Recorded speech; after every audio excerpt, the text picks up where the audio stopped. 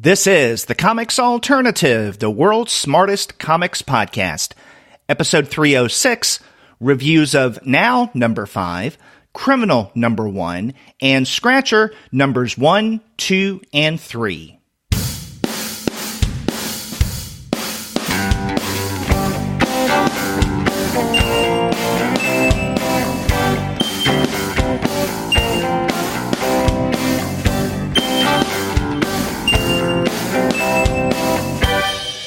Hello, and welcome to another episode of the Comics Alternative. I'm Derek. And I'm Sterg, and we're two guys with PhDs talking about comics. And on this episode, Sterg and I are going to be looking at 3 titles, and we're going to begin with the latest Now issue coming from Fantagraphics. That's number 5. After that, we're going to look at the first issue of Criminal by Ed Brubaker and Sean Phillips, at least the first issue in this manifestation of Criminal. And then we're going to wrap up by looking at 3 issues of John Ward and Juan Romera's self-published Scratcher. But before we get to that conversation, we want to let all of you know that this episode of the Comics Alternative is brought to you by the good folks at Discount Comic Book Service. Go to their website, dcbservice.com, for all of your comics pre-ordering needs.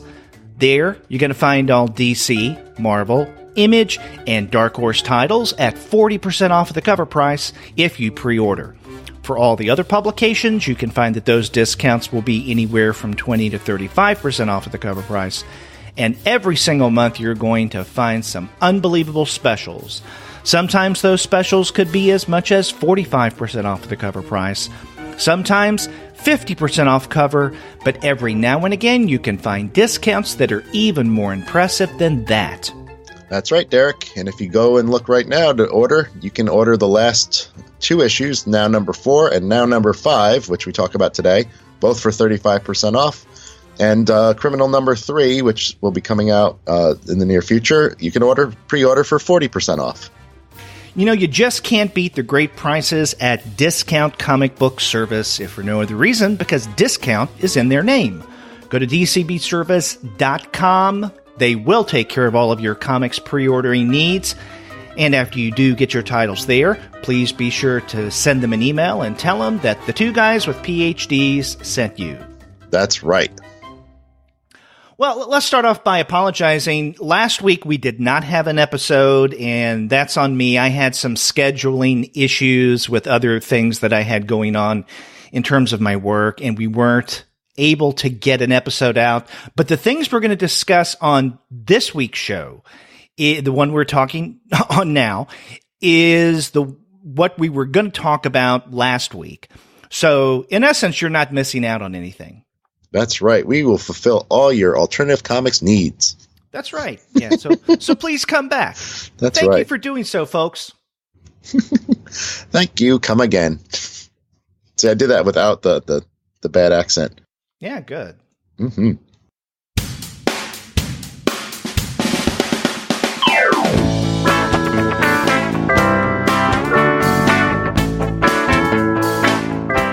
Okay, let's go ahead and begin by looking at Now number 5 out of Fantagraphics, and this is edited by Eric Reynolds. And this originally came out in December of last year, and we usually are pretty timely in talking about Now, but over the holiday season and then into at least the first part of January, there were a lot of things we wanted to talk about or needed to talk about. For instance, like our end of the year show last month, and our look at the latest American Best comics, and as we always do. So we needed to talk about that. That took up time, but we wanted to get around to talking about Now number 5. Kind of like on our last regular review episode, we looked at the latest issue of Love and Rockets, which had come out last year as well. But the thing about Now and Love and Rockets that they have in common, outside of the fact that they're both published by Fantagraphics, is that we have more or less made a public statement that we plan to review and discuss every issue of Now that comes out, and then every issue of Love and Rockets that appears. And they keep putting them out, so that's good for us. That's good. Yeah, it's great conversation fodder. Mm-hmm. And there's a whole lot of different stuff. I mean, this issue was, I don't know. I feel like since before I started co-hosting with you, like I feel just out of touch with a lot of artists and a lot of people. So now I really appreciate it because it introduces me to lots of people that I had no idea were out there. It does. And in many ways, this is like the Great American Comics volumes that come out every year, the aforementioned one, Great American Comics volumes by Houghton Mifflin. That's right. Harcourt Mifflin. Houghton Mifflin Harcourt. Edited by Greek fella, Bill Cardelopoulos. Yeah, or the general editor, yes. General editor, yes. Yeah, did you guys, Greeked out last time we had him on the show? Opa! But, you can always count on those volumes, just as in Now, to introduce you to people in the comics world, or sometimes it's not even so much comics. It could be just the creative world. I know with, the 2017 volume of Great American Comics, which was edited by Ben Catcher, one of the things that was so standout about that book was the fact that Catcher's, I guess, conception of comics was rather broad and I think challenging to the reader. And so he introduced things that people I would at least normally think of as comics.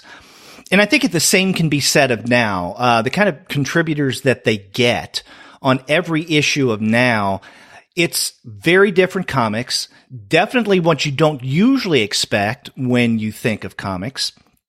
And I mean, there is a list of, I don't want to say usual suspects, but of regular contributors, right? That we get. Theo Ellsworth, I know, has been in one or two previous issues. So has Roman Muradov, Jose Quintana. This is the second appearance of Walt Holcombe. And then we've had others whose names seem to appear familiar, like Galvañ. Maybe I'm wrong there. I know Karen Katz was in a previous volume of Now, but they have a lot of creators that they keep bringing back. But with each issue of Now, they're those plus new people, and so it's like their stable continues to grow. Yeah, and I even think that the people that are repeats are not. They're still fairly. Towards the beginnings of their careers, I think, or at least I haven't seen a lot of their art. And I think that there's kind of I get the sense that there's promoting, certain voices that are kind of out there and vital and creative right now and kind of, cycling back to them when, they have a new piece or something else that's interesting to go in here.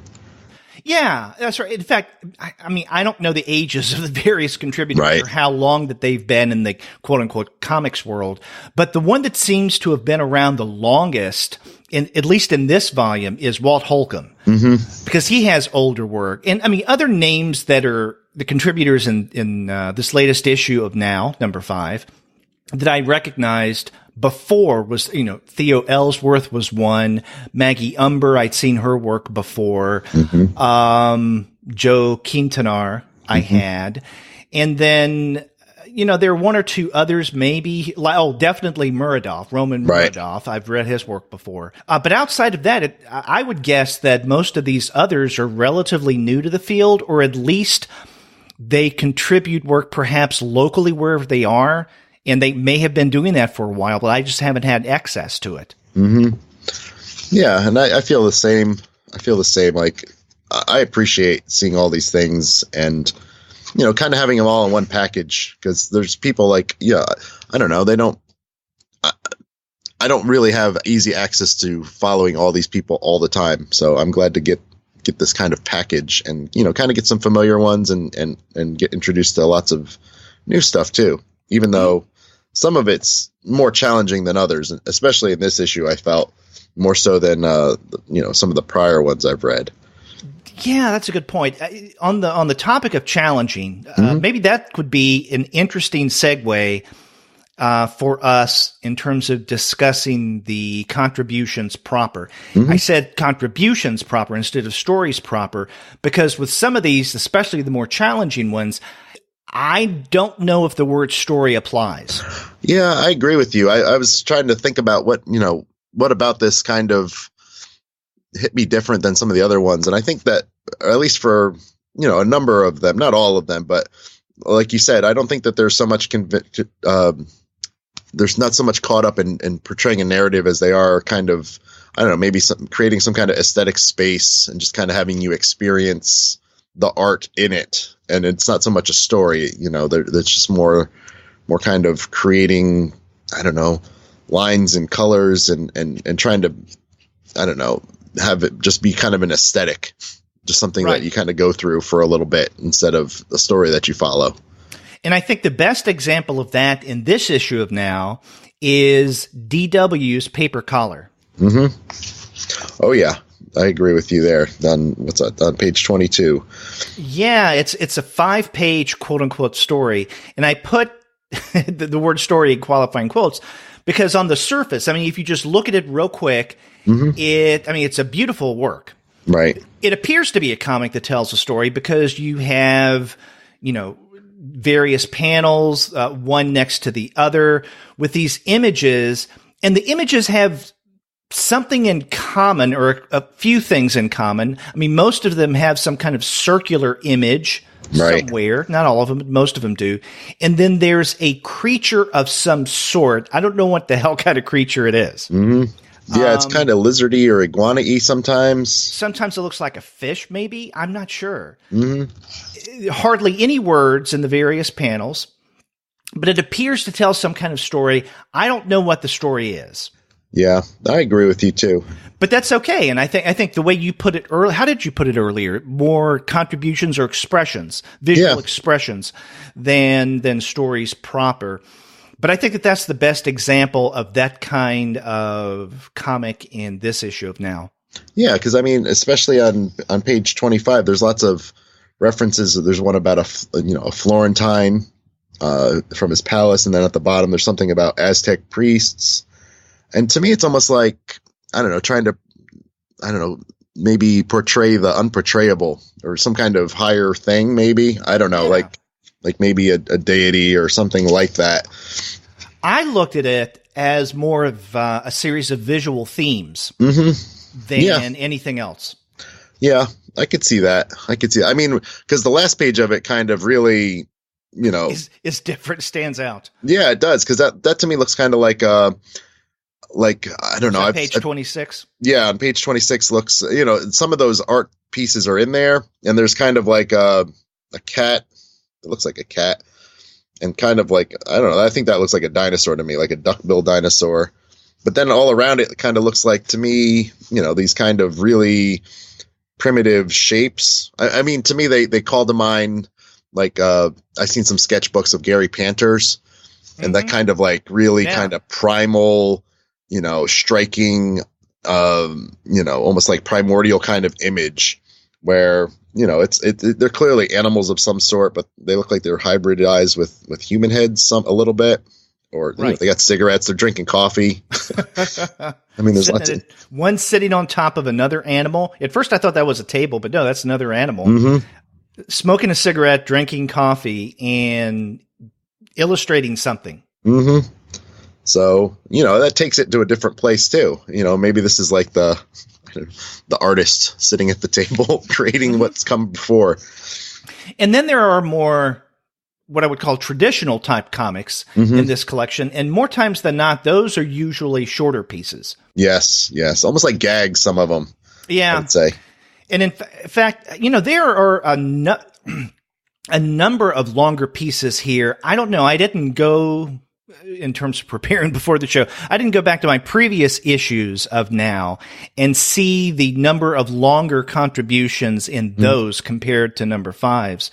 But I would venture to guess that there may be more longer contributions in this issue of Now than there have been in the previous 4, or at least I just had that feeling as I was reading number 5. I get the sense of that too. I agree with you, because I think for the other ones there'd be like maybe 2 or 3 long ones, and there were a lot more shorter pieces, and this one seems like there's at least 5 long ones, and they're little numbers, but with this many pages, it's definitely noticeable. Yeah.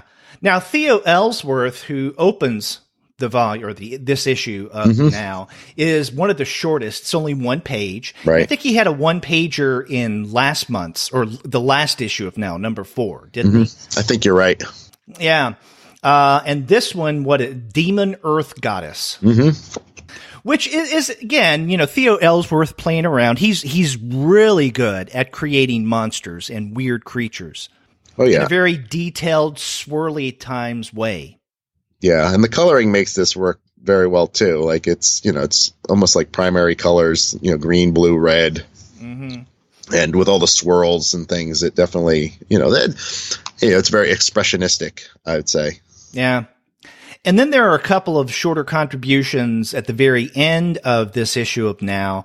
One is, I think, an untitled story by Darren Schuler. And Darren Schuler is someone whom I think has been in previous issues, one or two of them at least, of Now. Has he not? I think so. I couldn't find his name, but his name is very familiar to me. Yeah. And this is a funny 2-pager. This begins on what? 124. 124. And it's just a fun story about a kid eating some cereal, reading some comics from the newspaper, and he laughs at them. He gets cereal on his fingers. That stickiness, milkiness, or whatever he's eating, kind of gets mixed up and starts smearing the ink at the comics that he's reading. And then also the ink gets on his fingers and it starts affecting him. The colors go into him. He becomes, turning cartoony in ways that are like the cartoons that he's reading from the paper. And then as he becomes comics, the comics that are on the table become him looking back at the cartoon character that he's become. It's really fun. Yeah, I liked it. I thought it was very clever. It was kind of like a palindrome of a comic strip. Yeah. And I love the colors. The colors are just garish and crazy and, like Sunday comics, like the classical kinds of things. And yeah, but they're it's funny, but kind of horrible too. Cause it's like those panels where like he's kind of warping after he's absorbed all the colors and it looks like his face kind of melts into like the comics. And it's a little bit, that could be played as grotesque. Yeah, it is. And the comic character looking down at him at the very end, and he appears trapped. The young boy becomes trapped. I mean, there is something a little horrific about that, but funny at the same time. Yeah, and I agree. It's just like Fruity Pebbles or something like that. They're fun yet horrific at the same time. Yeah, that's a good way of putting it. And Schuler's art here is very like newspaper comic-y. It has that kind of fun, wacky feel to it. Yeah, and the backgrounds are like those polka dot curtains that are in the background. That's something that's just something that like a comic like Nancy would have something like iconic yet striking kind of in the background. It's just kind of that form that kind of frames the whole thing the whole time, or not the whole time, but much of the time. Just a detail like that. I really I really like that. I thought this was one of the more fun things in the book. The only thing that could have been more fun is having a talking hot dog in a comic strip. Yeah, and that leads us to another short one at the very end of this issue. See how I did that? Now, that's very good. Jesse Reclaws. I'm not sure how you pronounce the name. Reklaw. Reclaw. I'll go Reclaw. And this is titled Short Story, right? That's what it's called.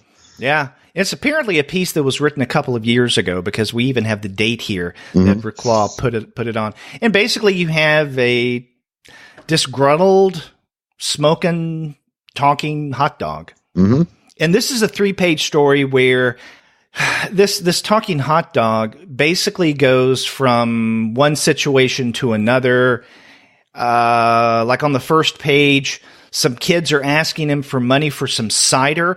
And at first I thought they meant apple cider, but apparently they mean the kind of cider that's alcoholic. Oh yeah. Yeah, that's they're trouble. That kid's got an anarchy sign on his shirt. Yeah. And then next we see the hot dog going to the bank. Then he goes into a bar. Then he goes where? I know he goes someplace else. He goes to, I guess he's still at the bar. He's at the bar talking. But they talk about various things, right? Yeah. So it's not like a cartoon with one long conversation. Yeah. Right. It's various different things. And I think he's talking about somebody eating hot dogs. They're full of carcinogens. Yeah. So yeah, that's a funny one. Mm-hmm. I like that one too. Anytime, anthropomorphic food is fun. Now, yeah, anthropomorphic food. One of the ones that impressed me is outside of Ellsworth's, the piece that starts this issue. Okay.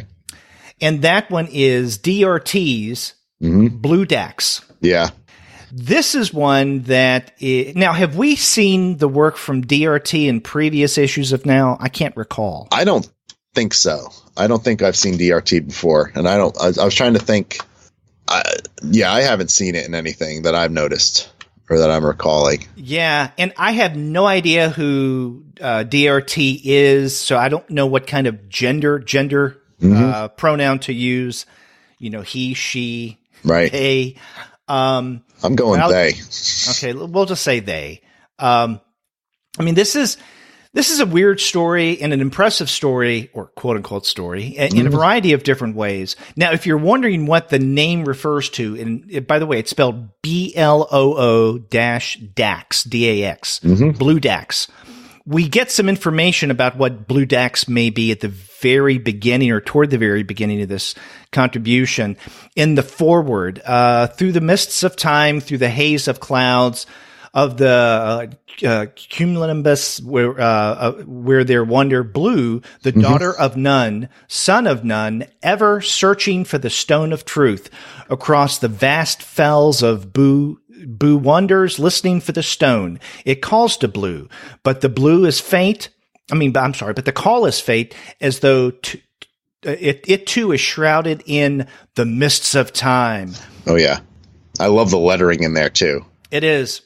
And then on that next page, we find out where the word Dax comes from in Blue Dax. Blue comes from the clan of Dax. And apparently the story that we have here in this issue, because it kind of looks like a comic book in certain ways. Yeah. This adventure is titled Blue Bill Bear and the Stones. It has the look of an old comic book, where the colors have been faded through time. Right. Or like an old picture book to me too, like those images. An old picture book.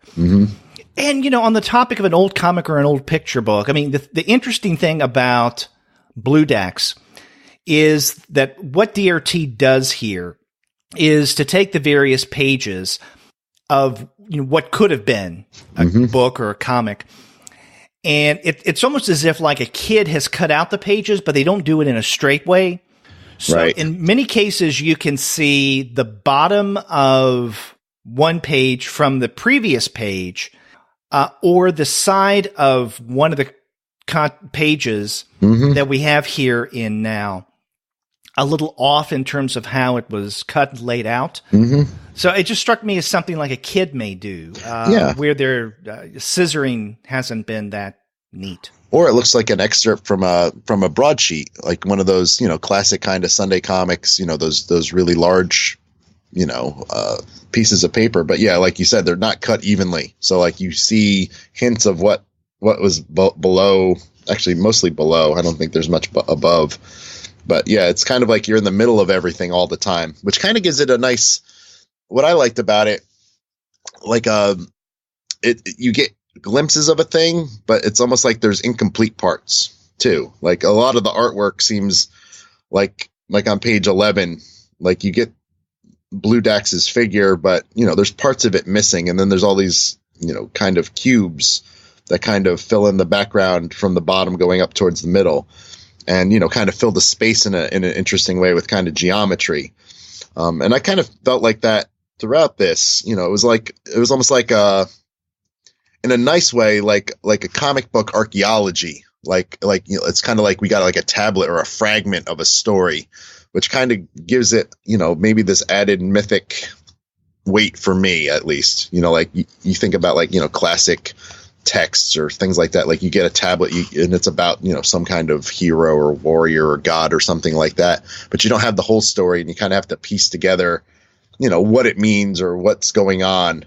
and it's kind of like, I don't know. I love how the lettering kind of makes it seem kind of impressive too. Like, the mighty blue bill bear, which kind of seems silly to me. Like there's a silly aspect to it too, right? Like the mists of time. Yeah. Like there's all these things that these are supposed to be impressive.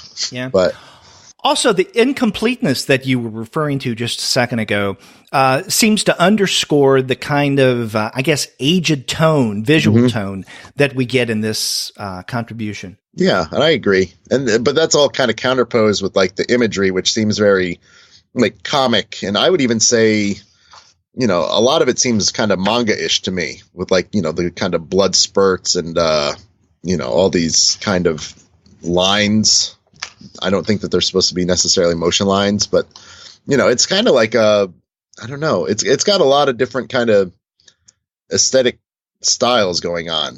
Yeah, it's interesting that you mentioned the manga. I hadn't thought of that as I was reading this story, but it does seem something about that. I mean, what I think you may be referring to are on pages, 15 and 16? Yes. Where we have, I don't know, this character, I can't remember the character's name if we get it at all, and then a big pop with a sound effect image behind it, and this character's arm explodes or pops off or something. And it looks to be blood spurting from it. And we get kind of a repetition of that on page 16 after we first see it on 15.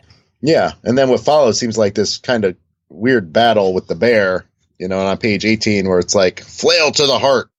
That's like one of those, that reminds me of one of those like older kind of kung fu comics where like, they announce their move while they're making it. Like, like bear punch or whatever. Right. That is, character's Blue, of course. That is Blue's flail of fury. Yeah. There you go. See, when you got moves like that you have named, that's impressive. Okay. But that was a fun piece. Yeah, I agree. And it had a lot going on. And I love how it ended. Watch out for the next installment of that strange glowing berserker, Blood Dax or Blue Dax. Blue Dax. Yeah. Blue Dax. Which I would read more of this, but I kind of get the feeling this is a one-off kind of who knows? Tone maybe thing. In a future issue of Now, we'll see Blue Dax again. Hey, I can hope. I'll have the first appearance. I'm gonna put this in a Mylar when I get home. Yeah.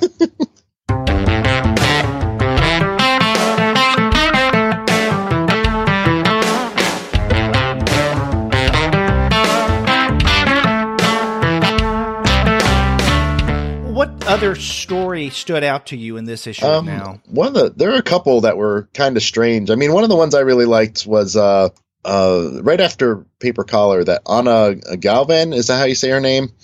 She kind of got a tilde on her end. So I don't Galvañ?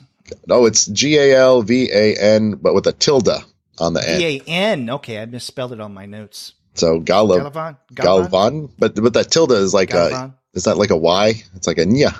Yeah. Galvañ. I'm saying it horribly, and I apologize.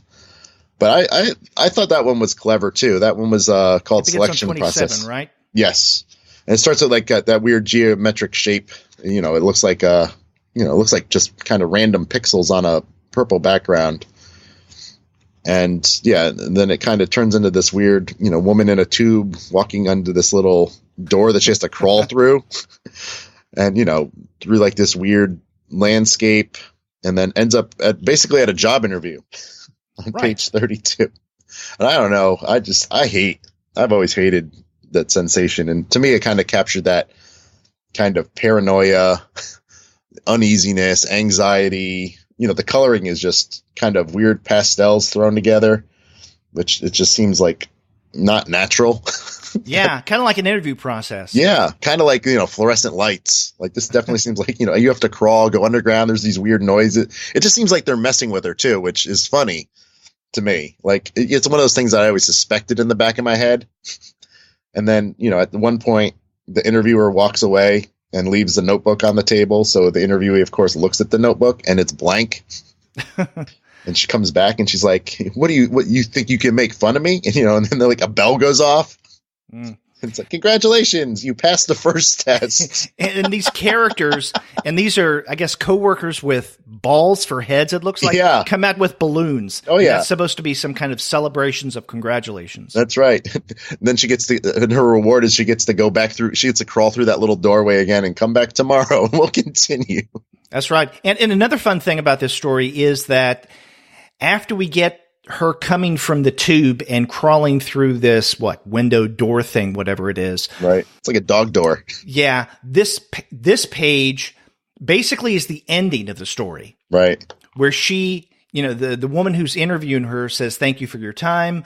I'll see you out. Tomorrow we'll continue the selection process. Mm-hmm. And then the interviewee says, thank you, gets on her hands and knees and crawls through this, doggy door window thing. Yeah. Out into the street. And because we're wondering, well, what's going on here? What just happened? And then we see on the following page, 31, right. This young woman, or who appears to be the young woman who just crawled through the doggy door again, walking down a street, and then she's at a job interview, which begins on page 32. And right. then she goes through the process of the interview, which becomes a little strange because 2 or 3 times she hears humming and doesn't know what it is and suspects the interviewer of creating that sound to distract. I mean, it's really weird. Right. It is so weird.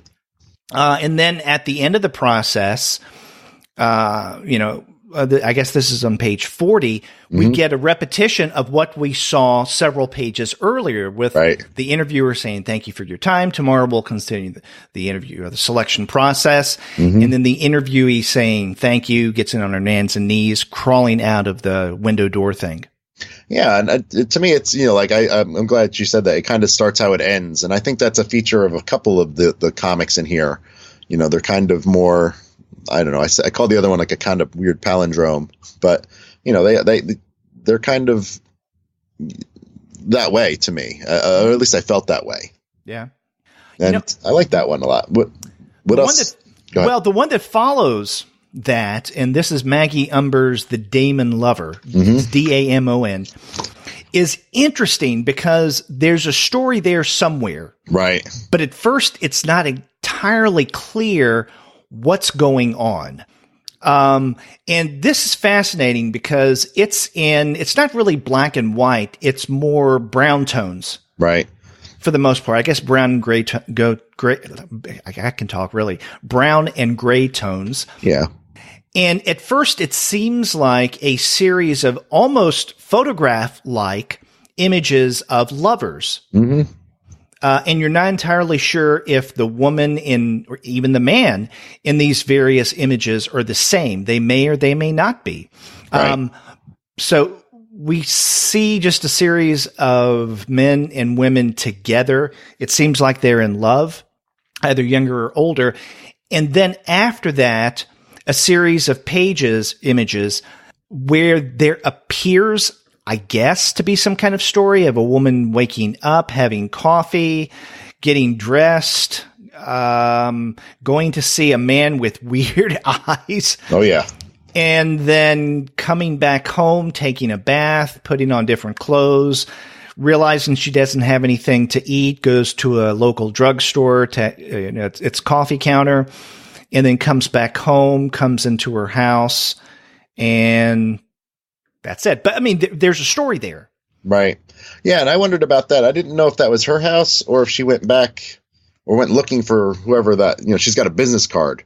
So she's looking for that writer, James Harris. And I didn't know if that was, she went up and looked at his place and his place is gone. Like it's empty and barren. That's a good point. Yeah. And I didn't know. And it has this, for me, it kind of had this old, like classic Hollywood noir feel too. Right. Yeah. It's like images that could have been created in the 1940s or 1950s. Definitely. And it feels like, and she looks like, I don't know, I'm not good. Like Lana Turner-ish, maybe. Yeah. And I thought about that. And at another point, I thought maybe she looked like a Lucille Ball type character. Yeah. I mean, not too silly. Right. Because, Lucille Ball was a very attractive, striking woman. Mm-hmm.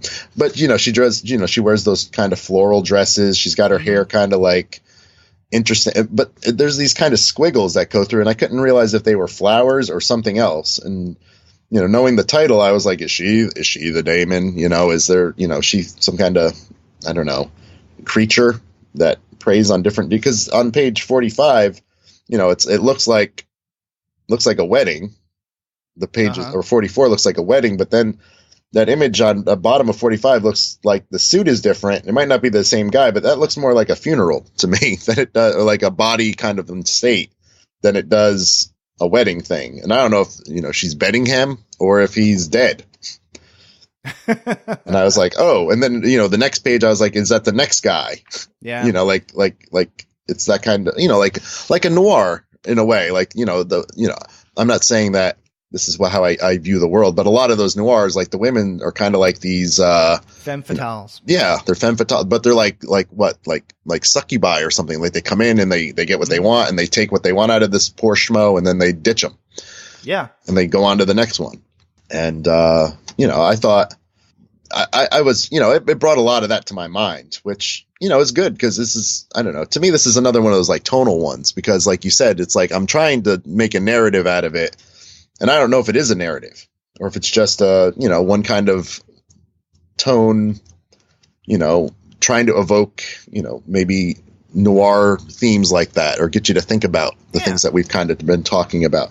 And perhaps one of the things that Umber is doing here in this piece is challenging our understanding of what is story in comics, or even the fact that, our assumption is, at least mine is, that all comics, or at least the vast majority of comics, should have story.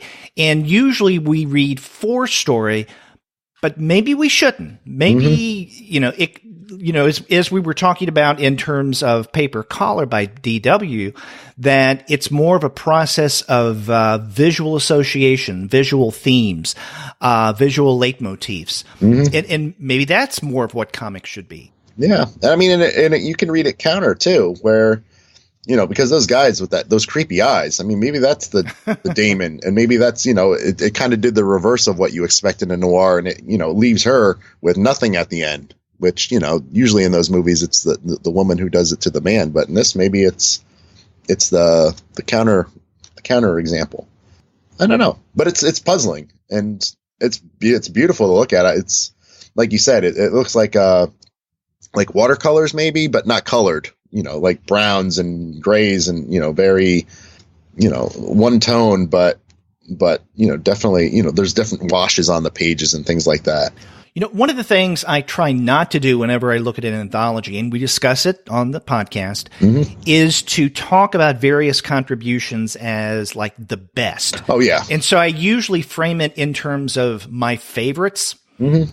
I have to say, in this issue of Now, and all the contributions are incredible. I think in every issue of Now, I mean, you can't go wrong by picking up Now.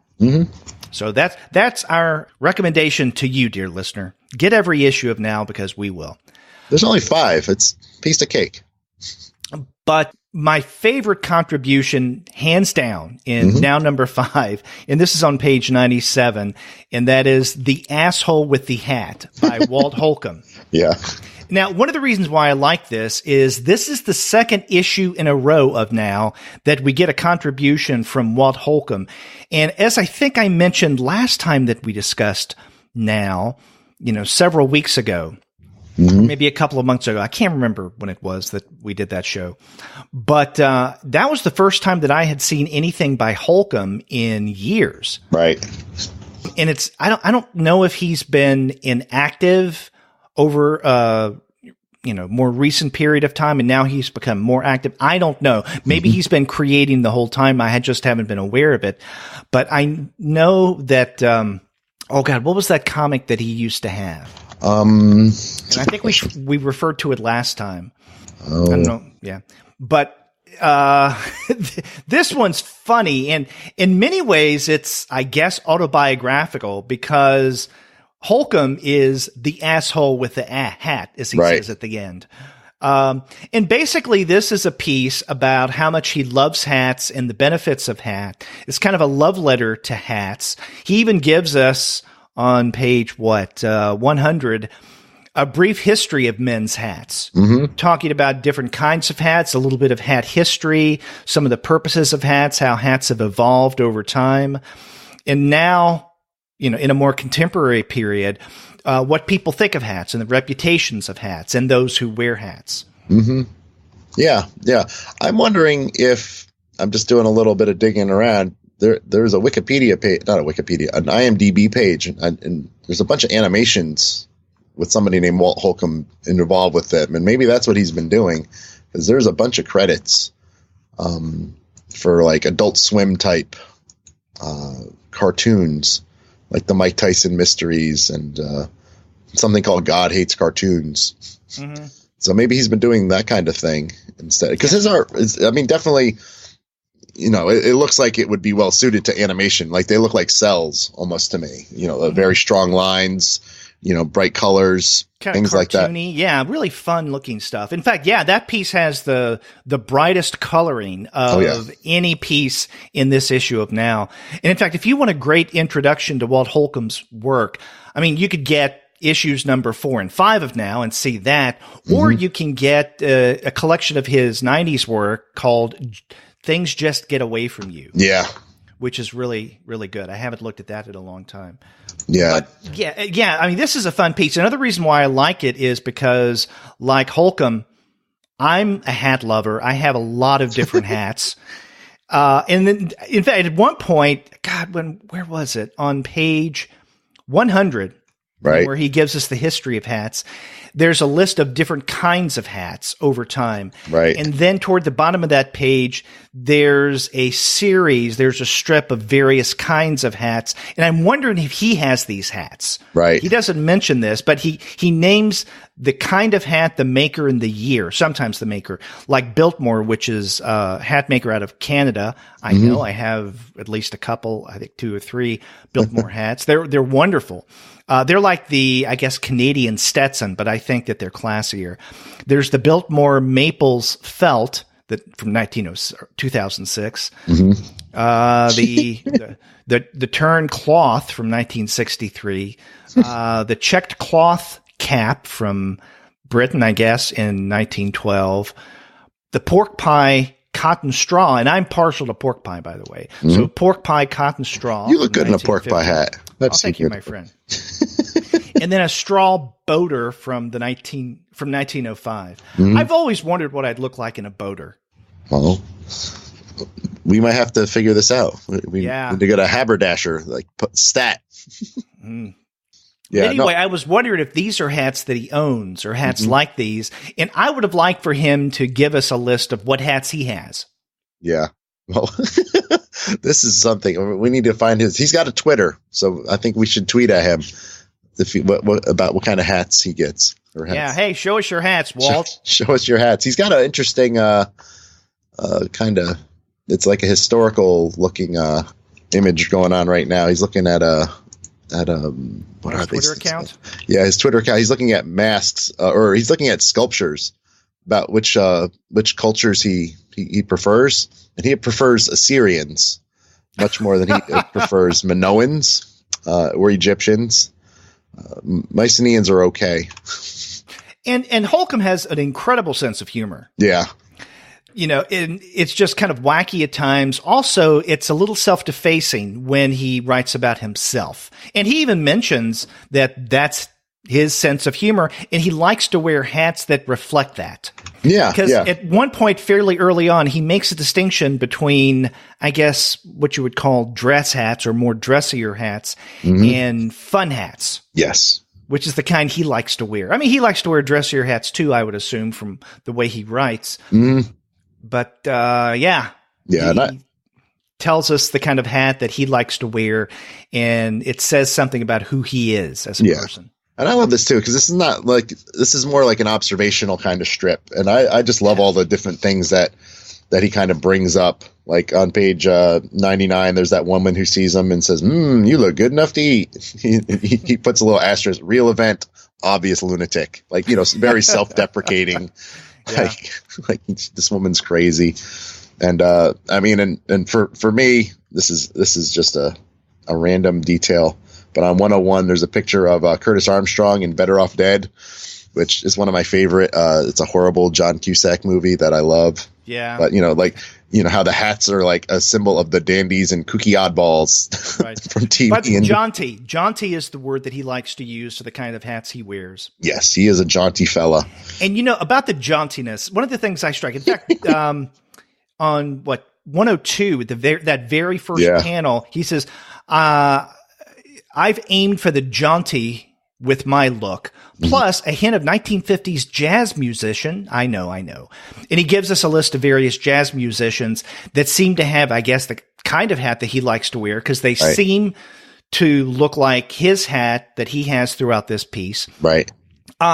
And one of the things I noticed is like the jaunty look apparently is where you have a hat where you don't turn down the front brim. You know, whether it be a fedora or a pork pie or what have you.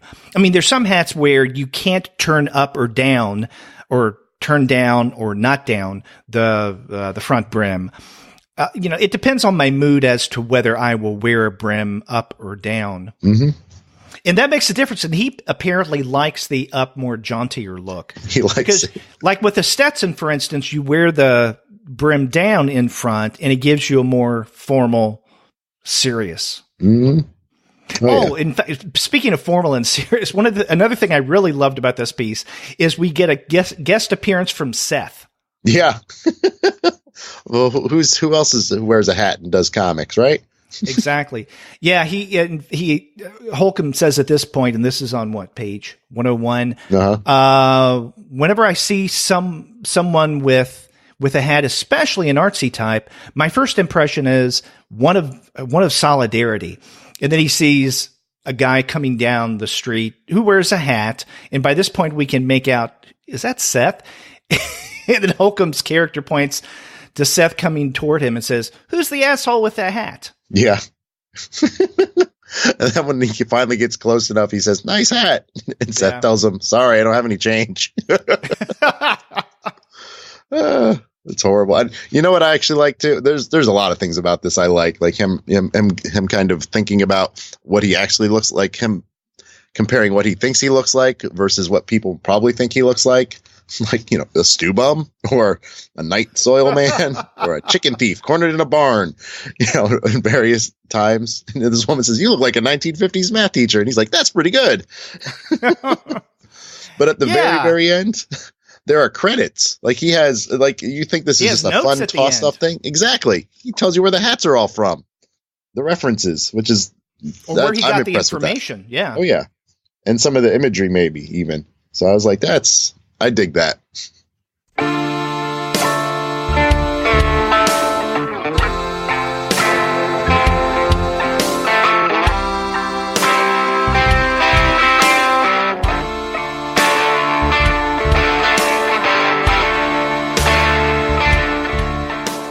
So I have to say that's my favorite of this whole issue. The second favorite is what follows, the asshole with the hat, and that is Walker Tate's nail clippers. Now, I can't recall if Tate has been a contributor of Now in previous issues. Do you know? Everything I looked at, I haven't seen his name, so I don't think he has. Okay. I don't even know if I've seen Walker Tate's comics before. There's something familiar about it. I'm not exactly sure. It has Chester Brownish kind of look. Yeah. Or at least early Chester Brown feel to it. I don't know. I mean, I don't want to be reductive and say, oh, his work looks like, you know, Chester Brown, his early work from Underground.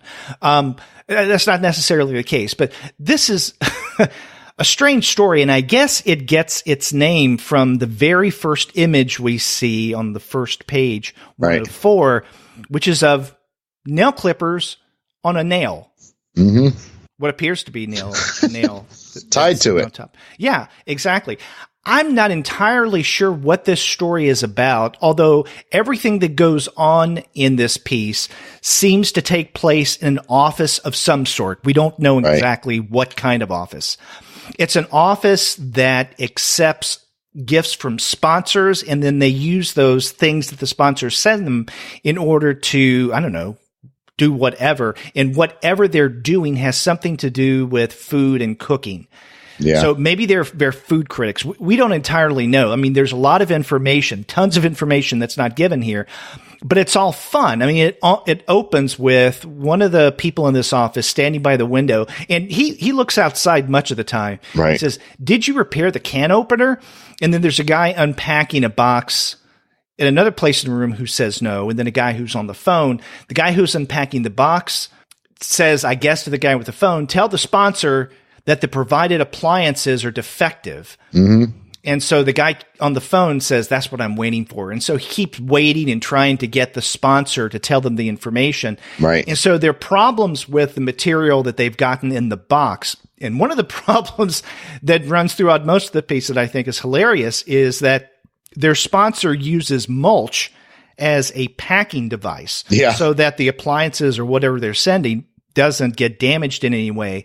But the mulch is infected by ticks. Yeah. Or termites or something. Is it ticks or termites? I don't know. They got big jaws. I don't want them around in either case. It's something like that, because then they infest the office. Right.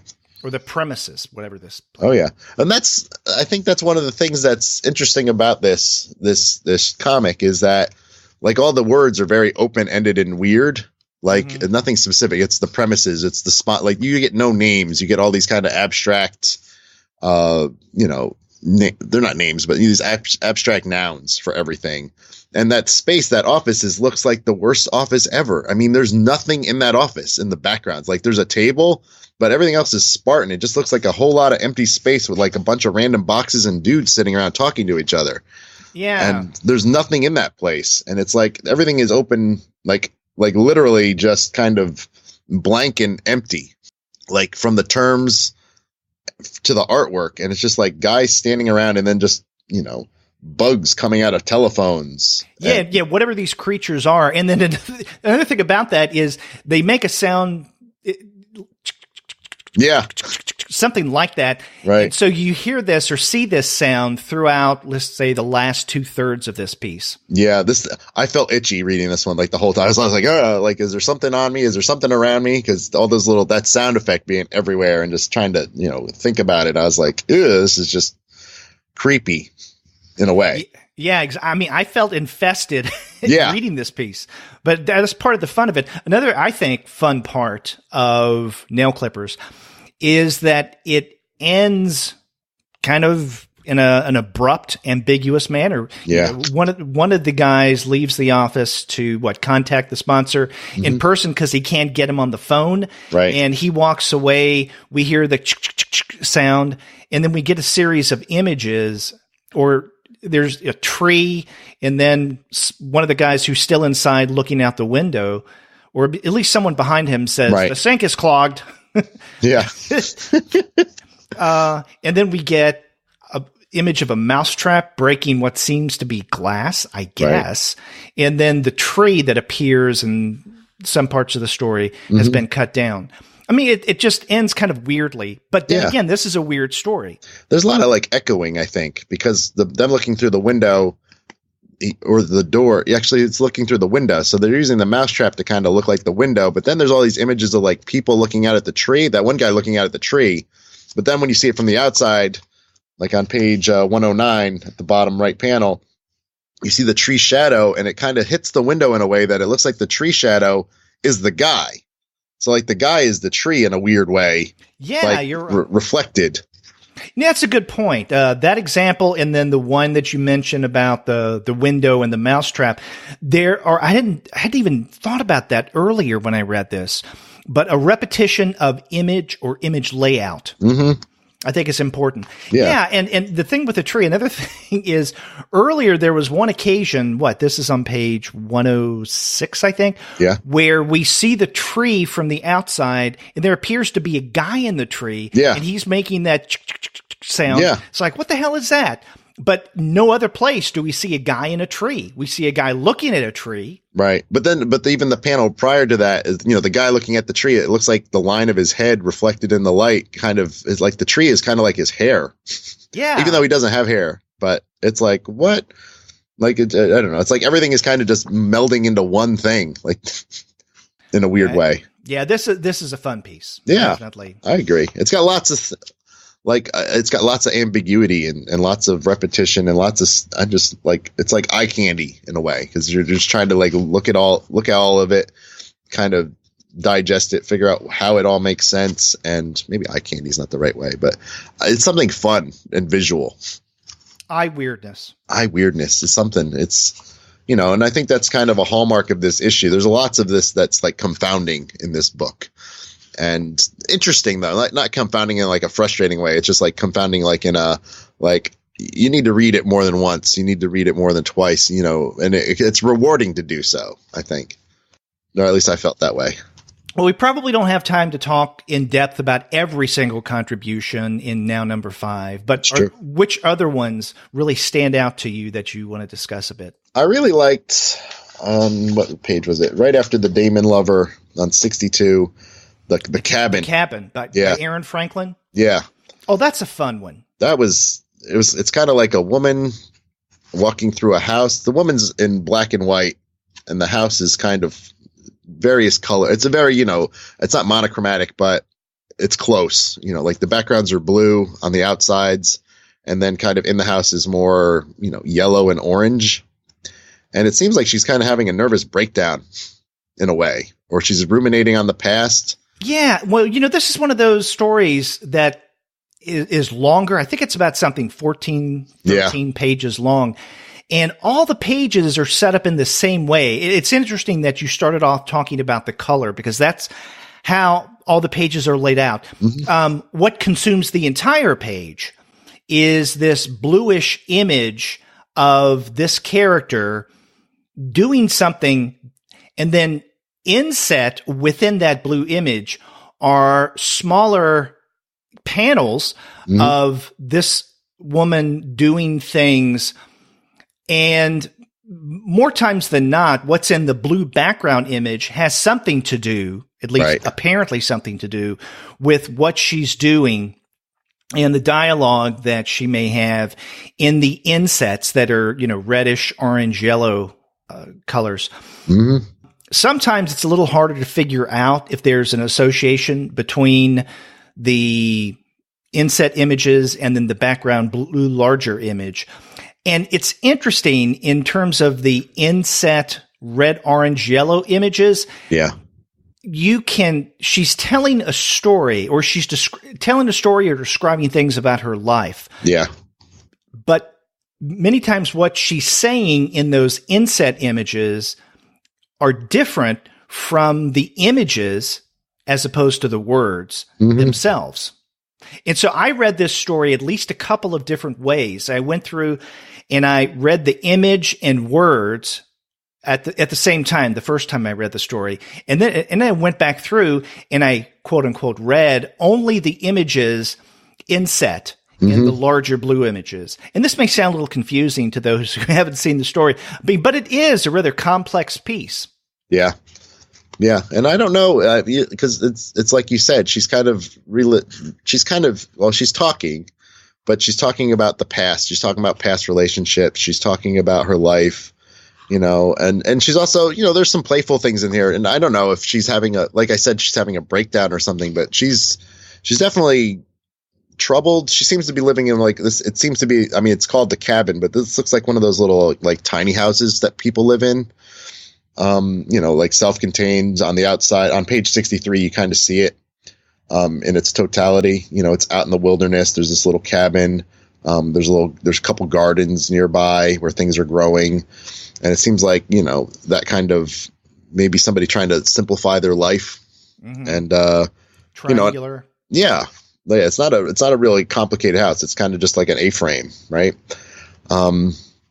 On page 68, I love that too, though, because this is kind of counter to everything else, because most of the thing is her talking about the past or kind of talking about space and touching the house. But on page 68, I love it because, that blue image, she's kind of just out in nature, imitating nature. And it just kind of cracks me. Like, I love, like there's a broken limb and she's kind of bending her arm the way that the limb is broken. There's these little plants with like rolled up leaves, and she rolls her tongue up like in the style of the leaves. And the flowers are sprouting. Yeah. And there is a little story that's going on here as she's telling us about her life and her likes and what may have happened in the past or whatnot. You know, it begins with her outside doing something, maybe taking a hike, experience in nature, coming home, washing up, taking a shower, washing nature off of her, then making dinner, eating dinner, then after dinner, going out for a walk, which is what you were just describing, her experience in nature, the tree. Comes back, plays around at her garden or by her garden wall, then looks at her garden, then comes back into the cabin. And that's where things get a little more abstract-y. Yeah. It's almost as if she does have a love affair with her house. It comes in, lies on the floor, kind of feels it. And then toward, I think, the very last page, we see her, looks like she's in, I guess, one of the windows. It looks like a window. Right. And she's pressing out with her hands. She licks the sill. Then it looks like she's outside walking down. And we're not exactly sure what she's experienced. She slips.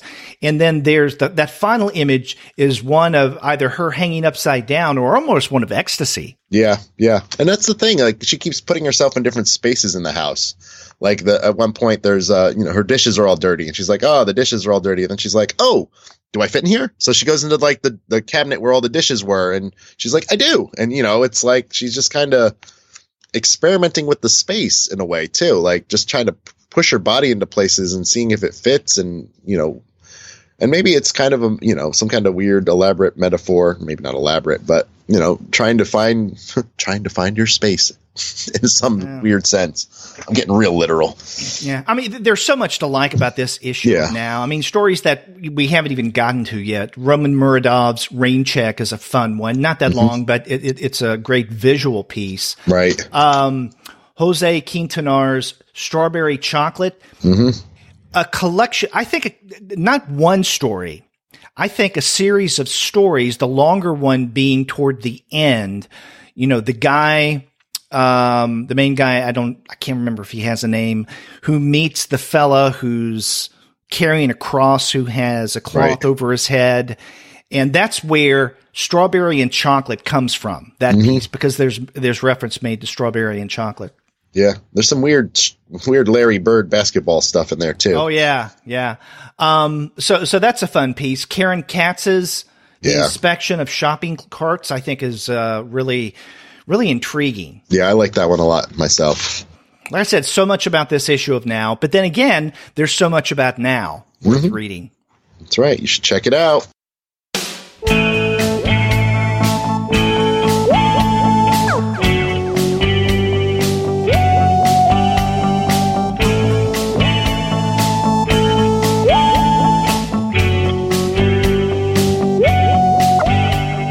Okay, let's start talking about the next contribution on this episode of the podcast, and this is Criminal Number 1, written, of course, by Ed Brubaker and Sean Phillips. This came out on January 9th from Image Comics. That's right, and it's kind of a return to what they had done prior, I think, in the second series, more standalone stories, so you don't really have to know what's gone on before. Just to kind of enjoy or catch on. Although if you are a reader of Criminal, you will recognize some of these names and some of these characters, and you kind of get that. It may be a standalone piece. We're not sure, because now this is an ongoing series, a new Criminal ongoing, and it's not limited, I think, but maybe this first narrative arc will be a Teeg Lawless story. There could be, like in the second issue, that we'll get next month, may kind of pick up where this one left off. I don't know. Well, I want to talk about the ending of this. Okay. Because I don't think it gives anything away. We'll get there eventually. But from the end, I wasn't sure if the second issue will pick up from that or not. But I would guess that this first narrative arc may, or it may not be, but it just seemed to me that it may be a Teeg Lawless piece. And, Teeg has been in a variety of other Criminal stories, longer and shorter. I know he was a big part of Last of the Innocent, Wrong Time, Wrong Place. He's also been in a variety of earlier narratives, not necessarily as the main character. So, for instance, in Lawless, that was all about his older son, Tracy. Right. And Tracy was also the subject of Sinner, correct? That storyline. Yes, you're right. Yeah. But yeah, you're right. We do get many of the same, I guess, criminal world characters that we see. The main one here is Teeg Lawless, his son, younger son, Ricky. And we see Sebastian Hyde, who is a big, criminal in Central City. And there are references to other criminal places and characters that we've seen before. Right. And the second issue will have Archie Lewis, so it's gonna jump around. Oh, okay. And that's because I had read something about what they plan to do with it, and they wanted it to be more standalone issues. And I don't know if they're going to return. Like, I'm not sure what they're doing, but I can't imagine we're not going to see people again and again. From just looking at what's on Comixology, Criminal 3 will be a continuation of number 2, but I don't think that they're all planned to be. There's no plan about just standalones or series with this one. I think it's just what moves them to kind of tell as a story. Yeah, and this is just a great issue of Criminal, a great way, I think, to start off this new ongoing series. It's a long piece, and this is one of the things I love about Image Comics is many times the first issue is longer. Right. I mean, not in every instance, but in this instance, definitely. The main story itself, I guess the only story, I say main story because what follows is something that you usually get from Brubaker is, some essay in the back of some sort. But this story is, I guess, about 35 or so pages long, 35, 36 pages long. And we have a series of events, and one seems to lead to the next, to the next, to the next. And so by the time you get to the ending, you've kind of lost, or I kind of lost, where the story started off. And I was just fascinated by that. We also have a couple of embedded narratives in this story. The first embedded narrative is the story of Sal and Mac. Mac and Sal. Mac is an older guy now who had been a wrestler, who then stole some jewelry in Japan, and he was known as Mac the Monster when he was a wrestler over in Japan. He had a friend, Sal, that he got involved with in a variety of different ways. And then the second embedded narrative in this issue of Criminal is the story of Arvin Burns, who we learn dies, and then Teeg goes to his funeral. But before the funeral, we get Arvin Burns' story. Right. Yeah. And it's just, I think, a fascinating way of an example of storytelling that we get in this issue. But then again, I come to expect nothing less from Brubaker and Phillips. Yeah, and I agree. It's very complex. It's multiple storylines, multiple timelines even. I love how, at this point, this is, I think, their sixth series. If we count or maybe sixth or seventh, if we count what was that? My heroes have always been junkies. Yeah, which we looked at late last year. Mm-hmm. And this is, at this point, he's got a really complex world peopled with all these characters, and they all have their stories. And I'm just impressed with how much detail and how much nuance he kind of has, and how he's able to kind of weave them all together. Because, like you said, there are at least three major stories going on in this one thing that, not all of them feature Teeg. Yeah. And it's very interesting to me to kind of get that kind of amount of reading. I love it. This was a very rewarding issue for me because, it's self-contained, like you said, a 35-page, tale, but it just felt like a lot more to me because there was just so much going on in here. Mm-hmm. And I'm really glad this is back. And if this is going to be like this, it's kind of a high water part in the series for me, which is crazy for me to say because the whole thing has just kind of been a series of high water marks for me. Yeah. And the narrative point of view is a detached third person narration. In places now, in like some of those embedded stories, and I'm thinking in particular the one of Mac and Sal. Right. When we get Mac's story, no, even that is told from a third-person point of view. Although we know that Mac is repeating the story to Ricky, who Mac thinks Ricky is his grandson Philip. Right. Because it starts off with Ricky breaking in to Mac's house to steal a diamond necklace that Ricky knows that Mac has. Mac, who's an older guy who's kind of losing it a little bit in terms of his awareness of the world and time, thinks that Ricky is his grandson Philip, and then Ricky plays along, and then he's caught trying to steal the necklace, and then he wants to know more about the necklace in order to get out of being caught, and so Mac tells the story. But apparently this story of Mac and the necklace is something that other people in the community know. Right. And it's like maybe some kind of unspoken infamous thing. Like a legend. Right. Because when Ricky goes to fence it, he really can't.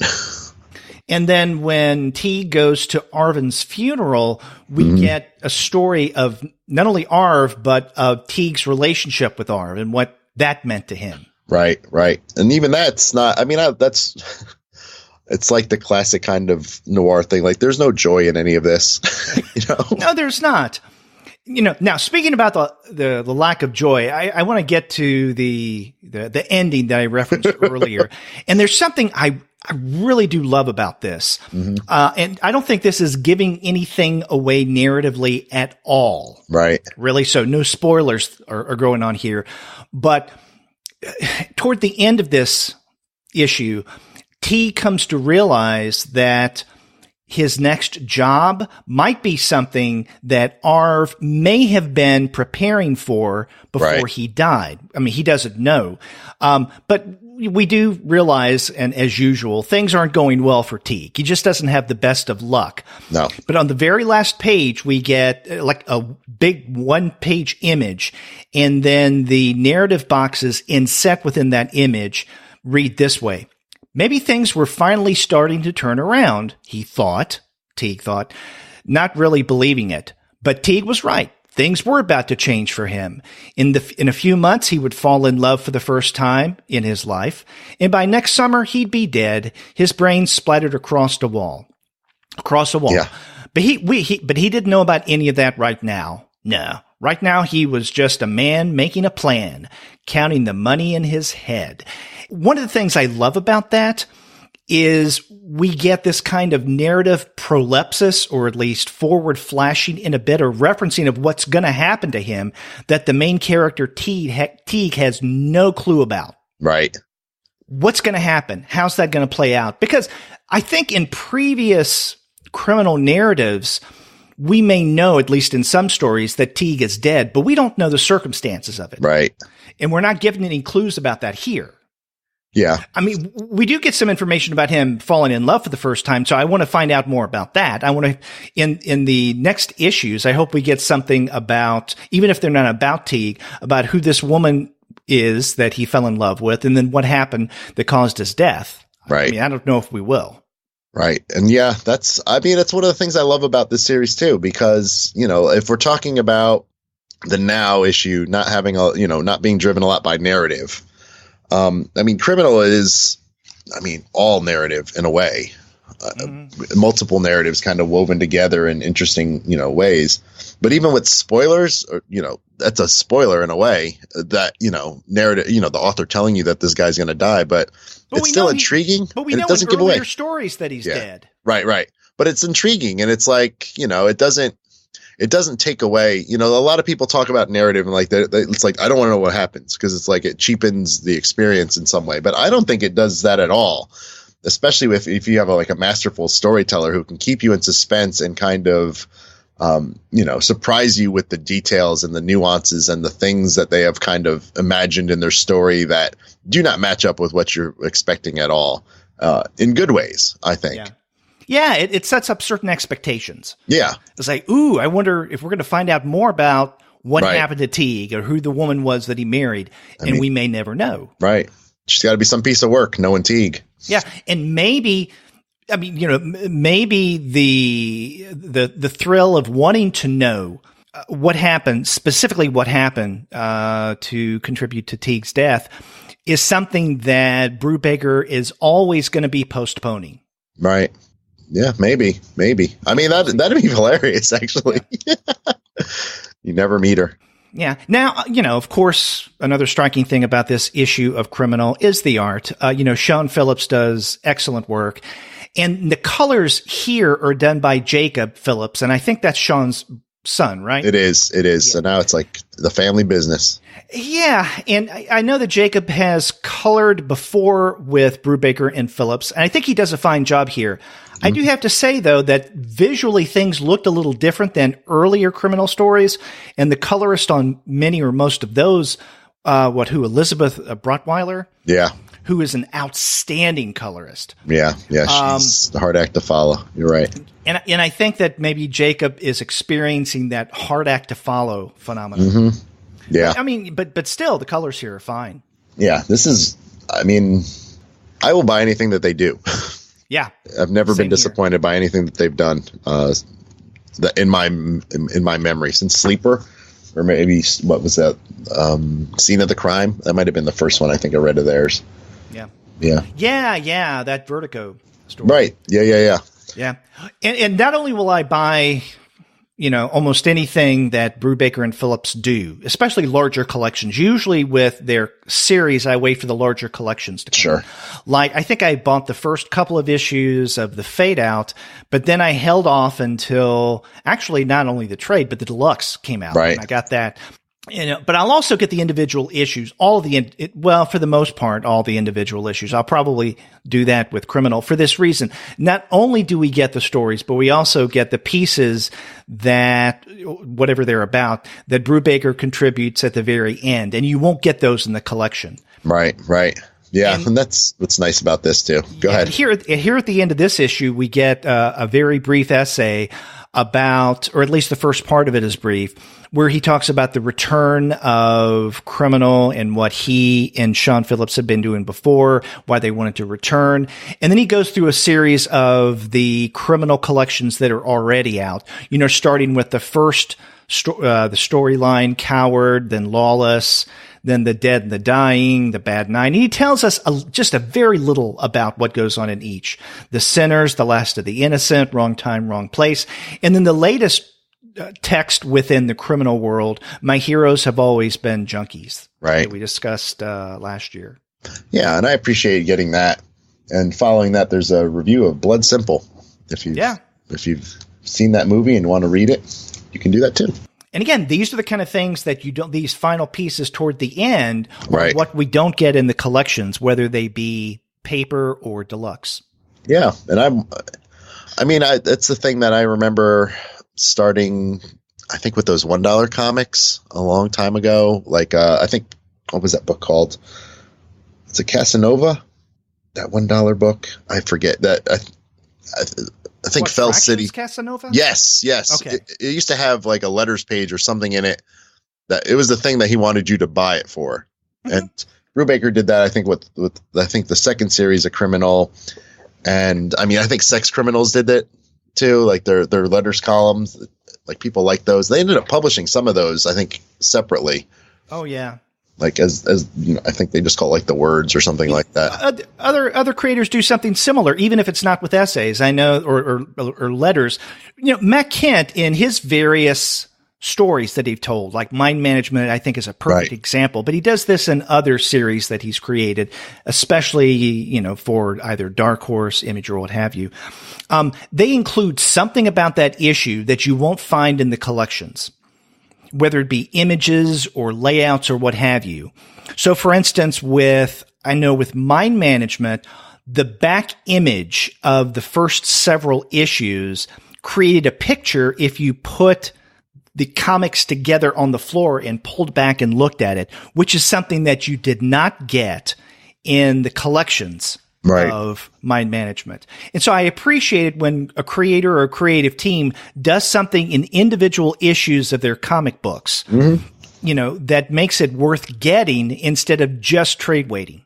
Right. Yeah. And I think, like you said, they're trying to incentivize the floppies. That way, you want to buy them and get something out of them that you can't get out of that trade. And I don't know.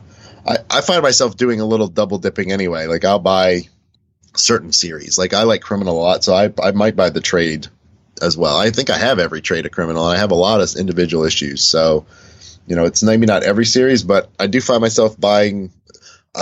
Sometimes I'll buy a digital version of it. That way I don't have to store it. Yeah. But then I'll buy the trade. If that makes sense. But this first issue of the new Criminal ongoing series is just incredible. I was blown away. I can't wait to see what comes next. I agree. It's a great debut, and I'm on for the ride I was on for the ride anyway, but this is like exceptionally well done.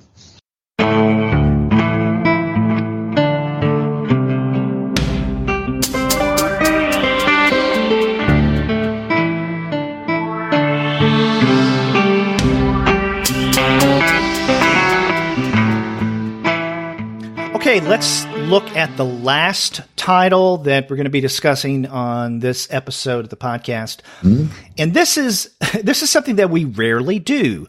We look at a creator-owned title, actually something that someone contributed to us via email. Now, let's just say that many times, we get creators who self-publish or have something coming out, usually from smaller presses, and they want us to know about it, and they send us an email, and they, attach some images. Sometimes they'll attach a PDF of the entire, let's say, first issue, and we take, or give us a link to where it can be found.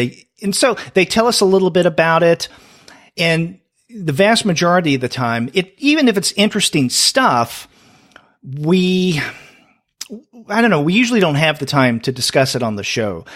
And one of the things that, at least when I read the emails that makes an impression, is if the email sounds as if it's kind of just generic, something that they've sent out to a variety of different people. Okay, that's fine. I thank you for alerting me to your comic. Right. More times than not, I'll reply and say, thanks, we'll take a look. We appreciate it. But like I said, 99% of the time, we don't discuss it on the show. Right. This one, though, we were alerted to this title back in late December of last year. Mm-hmm. And it's the first 3 issues of Scratcher, written by John Ward with art by Juan Romera. And this is self-published, but I guess Arbutus Comics. I think it's Arbutus. Arbutus Comics.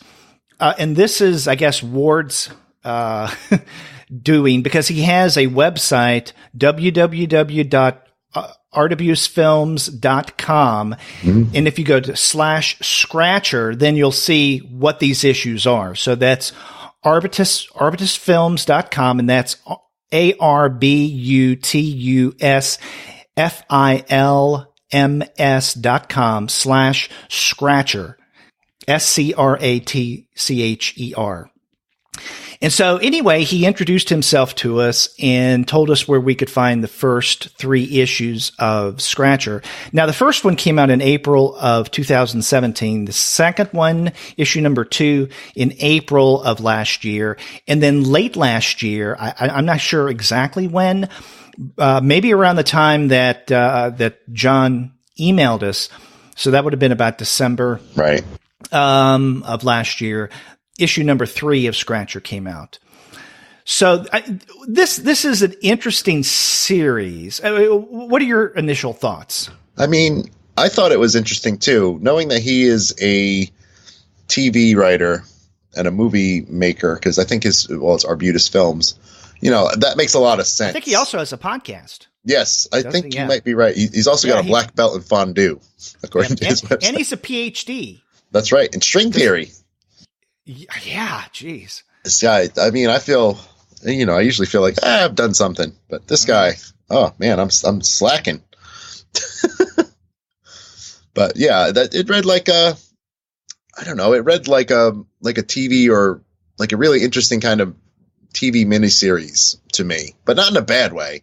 Just it felt it felt episodic, like cliffhanger-ish.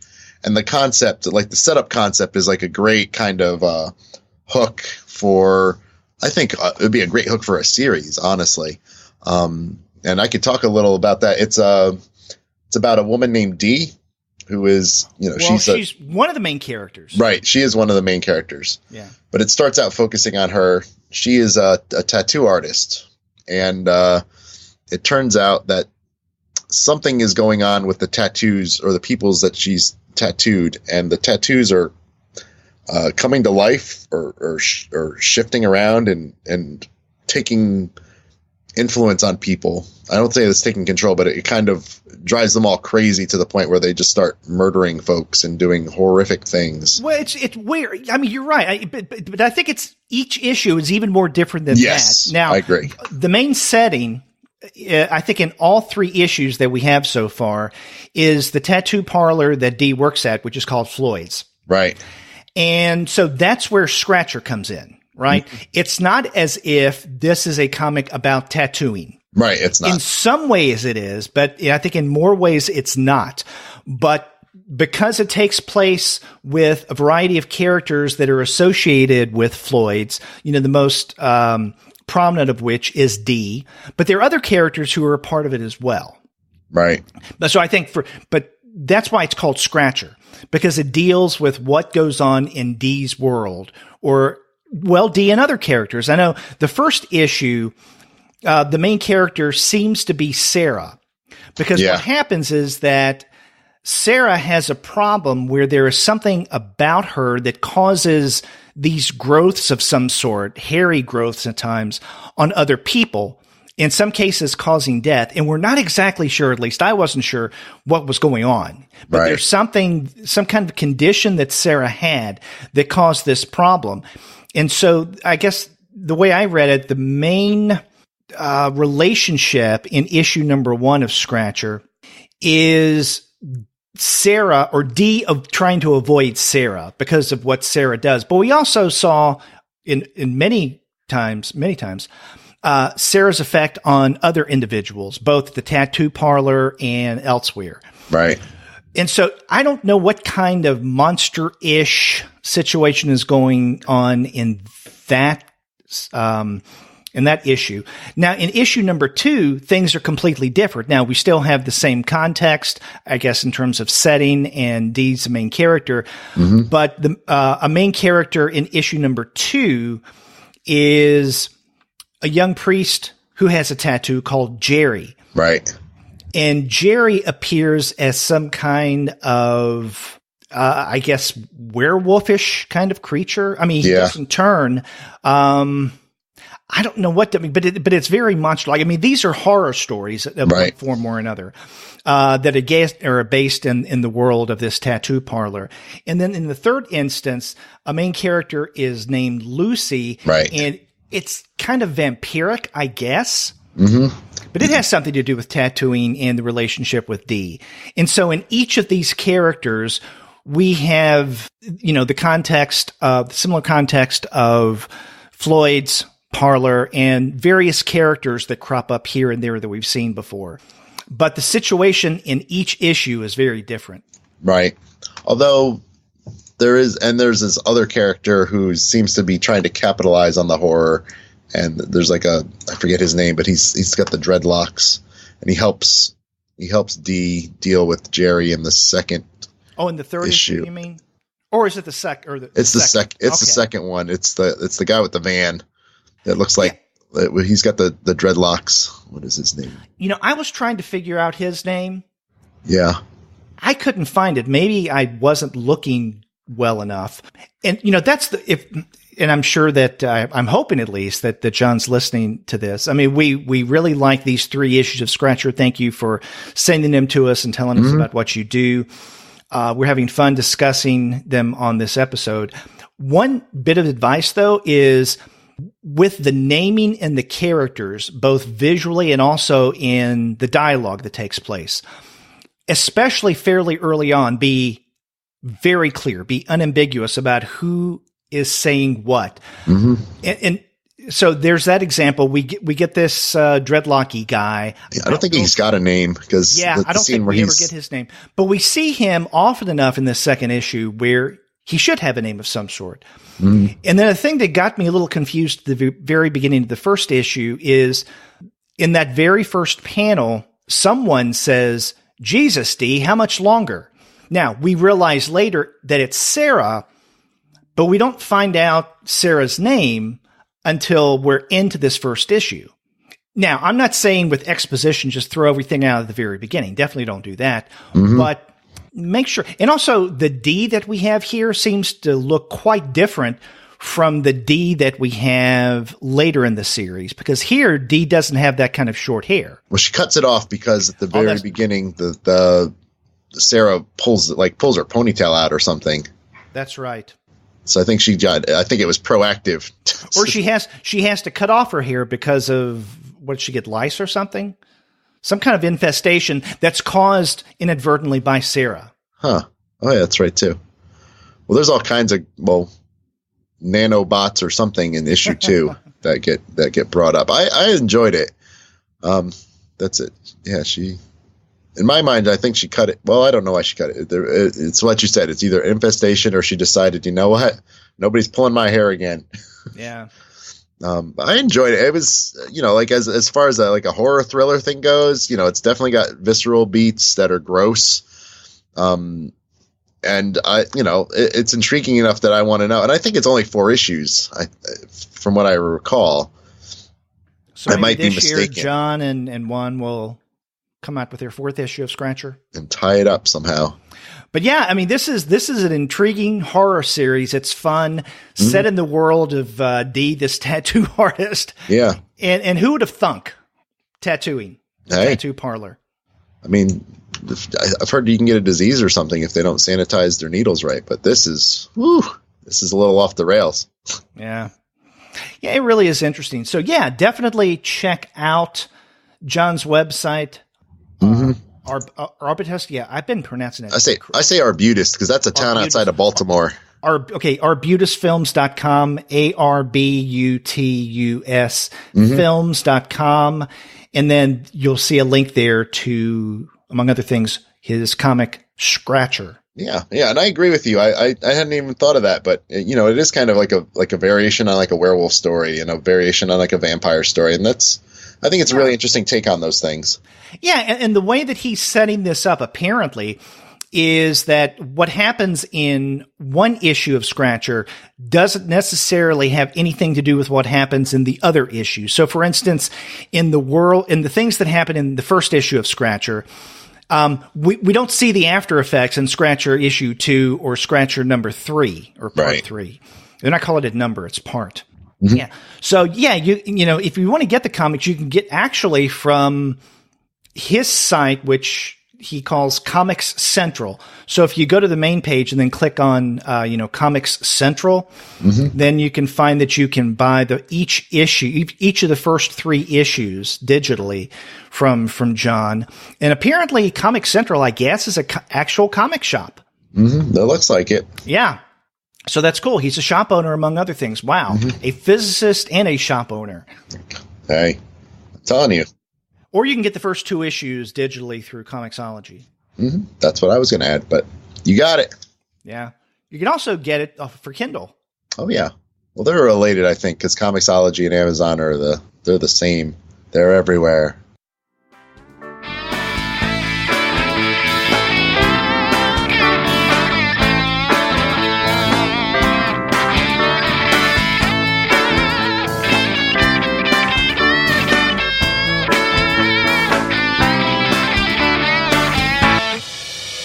So there you go. We began by looking at Now number 5, edited by Eric Reynolds, coming out from Fantagraphics, another wonderful anthological collection from the good folks at Fantagraphics. That followed up with a discussion of Criminal number 1 by Ed Brubaker and Sean Phillips, of course, coming out from Image. And then we wrapped up with a self-published comic, Scratcher, issue 1 through 3, written by John Ward with art by Juan Romera.